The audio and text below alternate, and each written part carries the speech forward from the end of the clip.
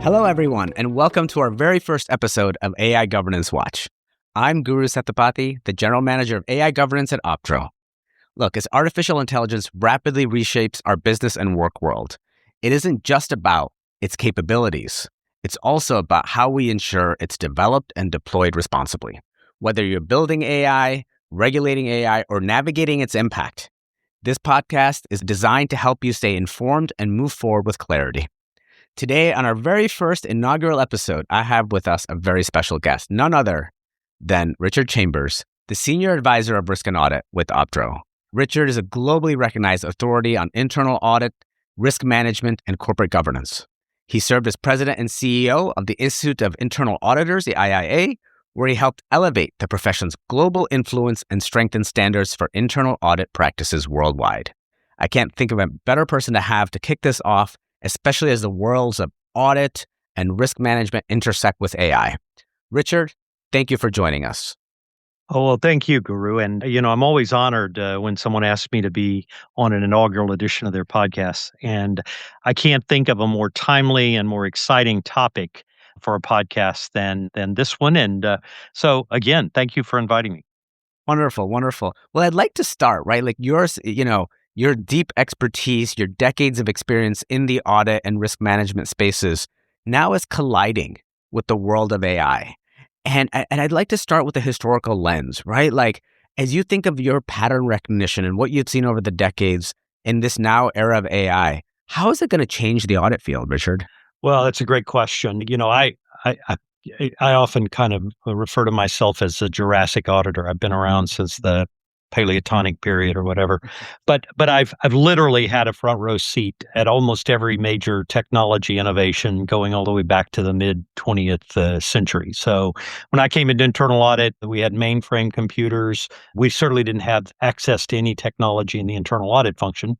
Then eventually we got the desktops, then the laptops, then the internet and email and smartphones and so on and so forth. I have never seen anything to compare with what I think the transformational impact of AI is going to be, and just how fundamentally I think it's going to alter not just internal audit, but obviously the much bigger world around us. So I do think there are some parallels. One parallel that I see is that my colleagues in internal audit may be just a little bit timid about throwing their arms around AI. Certainly the surveys, the data out there would indicate that some are getting involved and some maybe are kind of taking a little bit of a wait and see. But I think there's a real opportunity here. I think the opportunities outweigh the risks so much more than some might feel. And where's that hesitation coming from, Richard? You mentioned there's quite a bit of that in the space right now. What's driving that hesitation? I think part of it is just the risk-averse nature of my colleagues, myself, maybe, and colleagues out there. We're trained, it's indoctrinated into us from the outset of our careers to, don't assume risk unless you have to. And so I think there are some who are like, well, I don't understand this. I mean, we asked the question in our annual survey that we run at Optro. When we asked the question last year, why aren't you using it as much? Right. One of the top answers is we don't understand it. We don't understand it. And so I think we have to overcome that fear. We have to not just dip a toe in the water. I think we have to plunge in, because our survey showed only 25% of those who responded are actively using AI. About 50% are piloting or experimenting, and another 25% say, well, we're not using it and we're not planning to in the next year. So those are troubling numbers for me this far into what I guess we could call the generative AI era, at least. We're now coming up on 4 years in, and I don't see the kind of sense of urgency that I'd like to see there. And I don't think that's isolated, Richard, whether it's, certain functions in the business world or even kind of in the regular world, right? Whether it's the field of education and so on and so forth, right? Like, I don't think a lot of people understand the potential of this technology, how to use it, what the risks are, and all that bundled together is driving hesitation, I think, quite a bit. Richard, you've often spoken about auditing at the speed of risk. And, you and I have had conversations about AI and the speed at which this technology is moving, but also the speed at which the surface area of risk is growing. So how would you think about that? How would you think about how audit can move and keep up with the speed of risk when it comes to AI? Great question. And honestly, the 2020s have been, I call them it's the era of permacrisis because it's been one thing and another. But AI has really presented both risks and opportunities. And I think most risks or most developments that present risk also present opportunities. We saw some companies become incredibly successful during the pandemic, and others were driven out of business. So I think for me the question really is how do organizations begin to appreciate the opportunity that AI presents? What is it that it can do for them, and not just what can it do to them?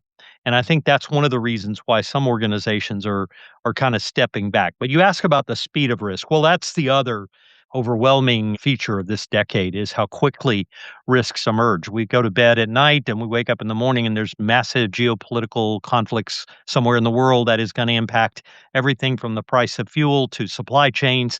It's that kind of environment that we're operating in. The velocity and the volatility of risk has increased unlike ever before. And so if we really want to try and stay abreast of this environment, then we have to start to focus not on risk management, but achieving risk resilience. And that risk resilience comes in many ways from anticipating not what specific risk could happen, but how will we respond to them when they do occur? What's our response strategy? And sometimes that it involves scenario planning. Okay. There may be 4 or 5 different things that could happen in the next week with regard to any particular event that's going on in the world. We need to kind of think through the scenarios for each one of them and what is our response going to be. And the same is true for AI. I mean, there are multiple scenarios that may pan out and how AI is developed and is used and what kind of risk it presents. And we need to be prepared as to how we're going to respond to that.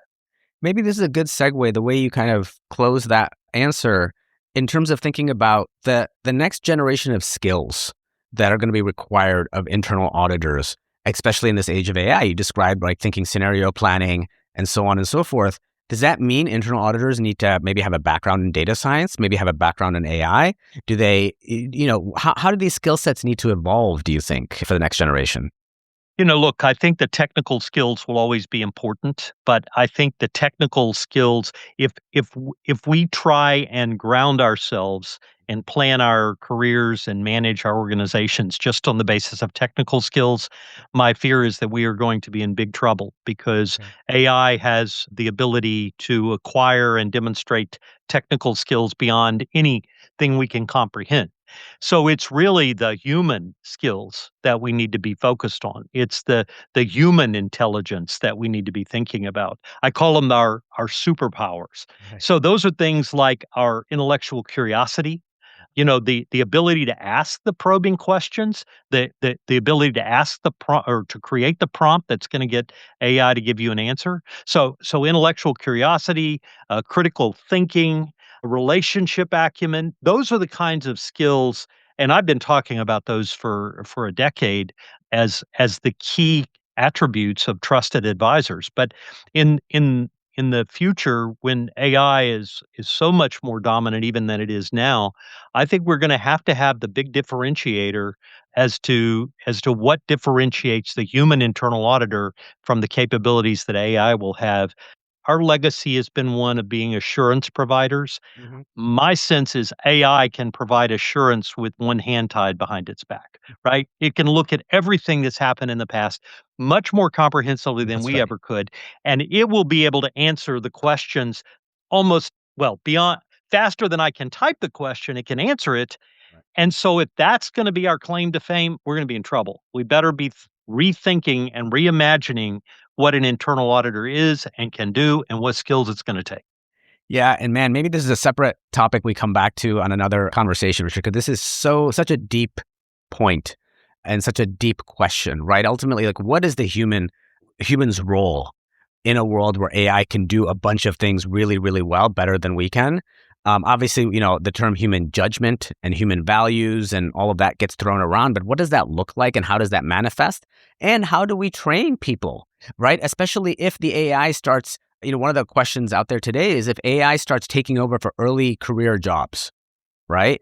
Because it can do a lot of that better, then how do humans build all of that judgment and pattern recognition and intuition that, you're saying we do need to have, right? And complement the AI system with. So there's a whole kind of a conceptual question here, conundrum, as well as a practical conundrum of how does this happen? But look, I know that's a longer conversation and we'll come back to it at some point. But I also want to hit on this concept of the culture of governance. And you've spoken about this quite extensively. The tone at the top matters so much for governance and risk management.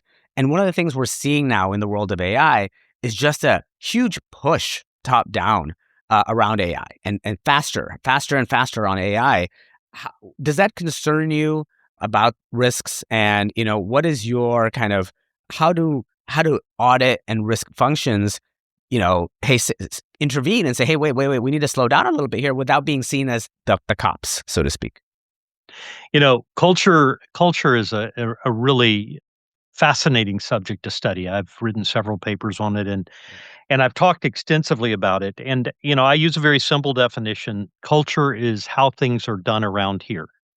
And so typically, I would think if you've got a company where they're pushing AI into everything and putting everybody on notice they've got to use AI, that's probably symptomatic of a broader cultural issue in that company. But the thing is, what gets done around here often is what gets measured and rewarded, not how it's done, but whether you did what we had in the plan, right? Mm-hmm. So I think internal auditors need to be cognizant, risk managers need to be cognizant of the risks. I've heard you speak about AI governance and you talk about the processes and the policies. Those policies, those processes, not, what gets put into policy often isn't the way things are actually done on a daily basis. And so internal auditors have to always be on guard, always be looking at are there undercurrents that are causing people to behave in certain ways that otherwise wouldn't make any sense. So I think that's going to be true of how AI is used, maybe how it isn't used, Right. when it's not used, and even how it's programmed and whether it might be used for nefarious purposes. All of those things will feed into this analysis, but culture often is. I often say when there's a scandal or a major challenge, culture is often the culprit. So you've got to be on guard, be talking about it, have conversations with your board, have conversations with executive management about how the culture of the organization might be influencing or might influence in the future how AI is used or not used. 100%. I couldn't agree more. And one thing I often say, which you kind of hinted at as well, is reframing the conversation around governance being an enabler and not a hindrance, right? If you can use governance in a smart and effective way to build trust and manage the risk, I think that's going to make everyone, trust the technology more and want to move forward. And so that shouldn't necessarily be a roadblock to the mission of leveraging AI faster. So I think there's a way of telling that story as well, Richard. I want to conclude with kind of your overarching, view on AI. And, as we sit here today, Richard, are you concerned? Are you optimistic? You have juggling priorities. You're an auditor, but you're also a technologist. And so different parts of you may have different views on this. And so how do you pull that all together? And what's your final answer on where you feel and about AI right now? I'm an eternal optimist about how things are going to work out. For those who are fear mongering about AI, I think that they're underestimating human ingenuity, the ability. I heard so much of the same stuff when the internet first came around, and I've seen it at almost every major technology innovation junction over the last half century. And my answer is, have some confidence, have some faith in the human spirit and in human ingenuity and human judgment.